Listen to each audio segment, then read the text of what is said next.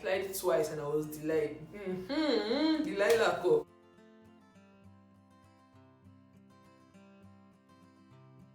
Hi guys and welcome back to my channel. I'm Lulu and I've missed you so much.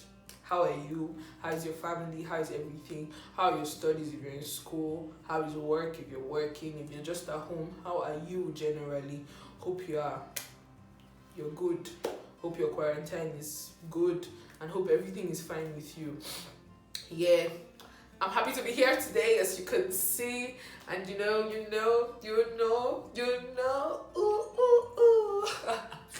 I decided to give you guys a different side of it today. You know we have different sides in this thing, so I had to give you guys a different side of it. So guys, today we're going to talk about entitlement in the family. But before I get there, there's a lot of stuff going on in the world today. Racism, raping, a lot of things, and it's so bad. I'm so against both of them. But then I've had a first-hand experience of racism before. I think it's racism though, but if you don't think it's racism, or if you think it's racism, like when I tell you the story, you tell me what you think it is, because me, I feel it's racism. So this was one of the times when I was traveling from the island back to Nigeria. This was maybe 2 years ago. I think 2 to 3 years ago.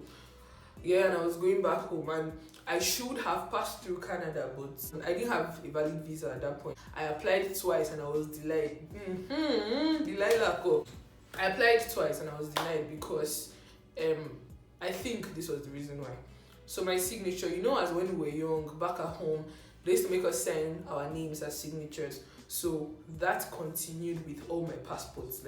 It never changed, and I didn't know that I have to change that. So growing up, I was like, oh, a lot of people scribble as signatures, and I was like, okay, why can't I also scribble? I was now scribbling gingerly. I scribbled for 2-3 years, and I was already used to that as my signature. So I now applied for a visa, and then I was scribbling because that's my signature in my head. Guess what? That was not what was on my passport. How are they supposed to know that me is the same me on the passport? Are you getting what I'm trying to say now? So apparently I was shy net. So going back home, I had to, because I couldn't pass through Canada, and for some reasons I didn't think of passing through UK, all those things. So I had to pass through the longer courts, the longer path. I went from St. Vincent to Trinidad to Panama to Turkey to somewhere like that long line.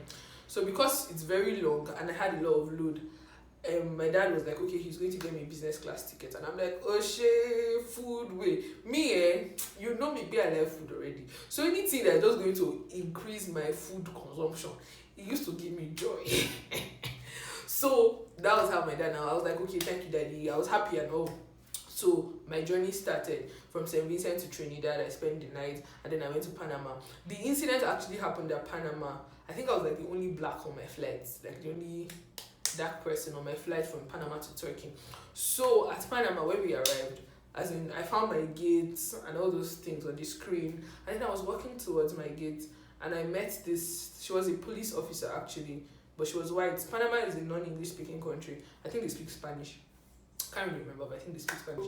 So I met the lady. She met me.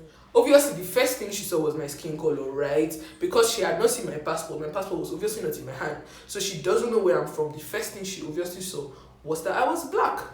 And then she met me, and then she was like, "Oh, okay." I was the only all of us. They said, "Like, nani me, nani." Now she see to meet. She started met me and asked me for my passport, and then I showed her my passport, and then it was green, Nigeria. I don't know if that one even wasn't the matter for me. Do you know that these people literally got all my boxes to check? Okay, from Trinidad, my boxes have already been checked in straight to Lagos. So all my stops are not meant to see my boxes. And then at Panama, she now went, wherever they keep the boxes that they've checked into another place, she went there and bought all my boxes, and then she opened it, and then she showed me, and then I used the nylon cable ties that time because I think I misplaced my padlocks and I didn't want to get new ones. So I used the nylon cable ties to lock it. She went, the boxes came, she saw that it was the nylon cable ties. She now went to now bring knife. That's to show you that she was so determined. But she must check my boxes. She now went and brought knife and nicked it, opened the boxes. She literally scattered my whole box, scattered, went to the next one, scattered, went to the next one, scattered. She checked everything, and then at the end she was like, okay, everything is fine. At this point, like I was already tired and I felt like that was procedure. Until I noticed that it was only me at my gate that they did this to. Then I was like, okay, maybe because I was Nigerian. That time, that's what I thought, that it's because I was Nigerian. So she shall now like she now left me to arrange the boxes back. Just imagine. I arranged the sharp and I locked it back because I had other nylon cable ties. So I now locked it back and then they took it back. And then the next thing, I think they told me that I should stay in a particular place. Not because I was business class, but because they also restricted my movement. They were like, when I want to go to the washroom, I should tell them, guys, please, I was above 18 at this point. So I was not underage, I was not a minor. So let's get things straight. So she had told me that I should tell this person, there was one guy there, I should tell the person when I'm going to use the washroom, when this, when da. And that was what happened. I felt so bad. I'm not even going to lie. I'm not going to bone it. I couldn't help myself. I couldn't do anything because, first of all, I was in a strange man's land. I needed to get home. So I just had to be myself. Let me not come and cause trouble now. They will send me back to the island because that was not my final destination. So that was what happened, and then I felt so bad. When I go home, I told my dad, and then he just gave me a hug, gave me a kiss on my forehead, and I was like, because he's Nigerian, you know, like our stories are just everywhere, even in this episode. And then that was like my experience on this whole racism thing, and I felt really bad. I'm not even going to lie. It was so sad. It was very, very sad. And then that was it. So like, I'm so against racism, and please, nobody should do that to me again. No, like that time wasn't actually funny. It wasn't sweet. It's not a nice experience. Like when you're on the other end, it's actually not nice. So I'm so against racism. I also have black friends that are racist against whites. So let's just stop all these things. This thing is skin color. The inside, all our blood is red. Should we know? Our blood, all of it, like this is red. So whether our black, white, pink, Caucasian, wherever, please let's just not be racist. So now, to our video, it's going to be very short. First of all, I want to tell all of us that the only money that you are entitled to is the one that you worked for. Your parents' money isn't your money. Your brother's money isn't your money. Your sister's money isn't your money. Your uncle's money, your auntie's money, anybody's money that is not your own, it's not your own. You understand? So you don't feel entitled to it. I know of people that they're just lazing about in life. Like they're not putting in the work because they feel like, oh, their parents are rich, their uncle is rich, and when they die, to be their own. It could be, but you honestly don't know what's in your parents' will. What if they will do to somebody else? Something will come happen later on, and then you'll be stranded. So just put in all the work and just know that the only money that is your own is your own. Your parents' money isn't yours. Now, the second thing I want to say is parents should try their best not to impose a career choice on their child because they are their parents. You understand what I'm trying to say? Because, okay, me, I don't know how this thing will be. I would have loved to say that my parents are nice, but the thing is that me, from the beginning, I always wanted to be a medical doctor. Because one day I was having this conversation with my brother, and then my brother was like, with the kind of parents you have, we have, do you think that if you chose photography or like all those courses that Nigerian parents used to shake about, so they were like, do you think if I chose one of them that my parents would still be cool with it? And then at that point I actually thought, and then I'm like, true, the what if? So I just like to say that Nigerian parents, please, African parents, please, all parents, please try your best to drop your advice as an advice and don't impose it on your child. I have a lot of friends that medical school is so hard on them because that's not what they want to do. They really don't have passion for this thing. They do not have it, and it's just so stressful, and their parents are just putting in so much money, and then they just like, it's depressing because that's not what they want to do. But they now have to do it because their parents are the ones paying the fees and that.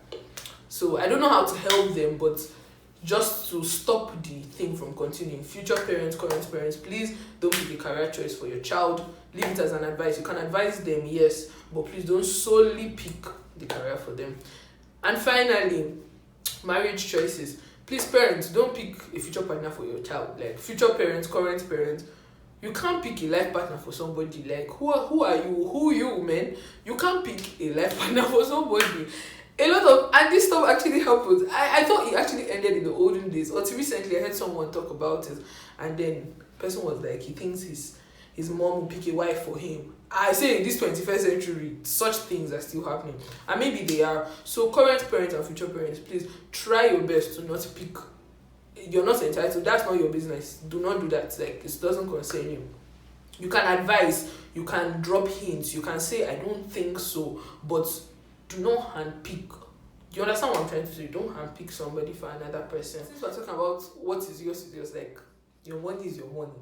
Please though, I'm not throwing shade, but people in Nigeria versus people in the diaspora, people in Nigeria, please understand that I'm calling Nigeria too much because I'm Nigerian. So people back at home, let me put it as at home. People back at home understand that people outside, they need money too. I'm saying this because I've been in a situation where someone back at home asked me for money, and I was actually broke at that point, and so I couldn't send because I was broke. I needed money. I couldn't possibly be giving at that point. And then I said no, and then the person was parrying for me, like vexing for me.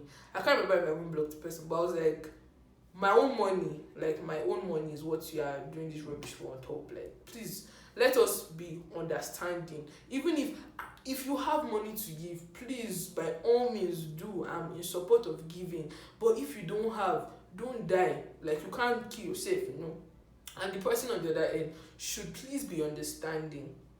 Yeah, I'm sure you understand what I'm trying to say in all this. And yes, guys, so please, if you have experienced racism at one point or the other in your whole life, please, I would really love to hear what you like. Tell me your story in the comment section. I like to see lots of comments and experiences on this, and I'm so grateful. Thank you to all my subscribers, old and new. It's wowing, it's beautiful. I'm so wowed. I'm honored. I'm very honored. Honestly, I'm honored. So thank you once again. And I think we've come to the end of this video. Hope it isn't long, but even if it is, you still love me, right? Okay, guys, thank you. Please don't forget to like, comment, share, and subscribe. And let's keep our family growing. Bye, guys.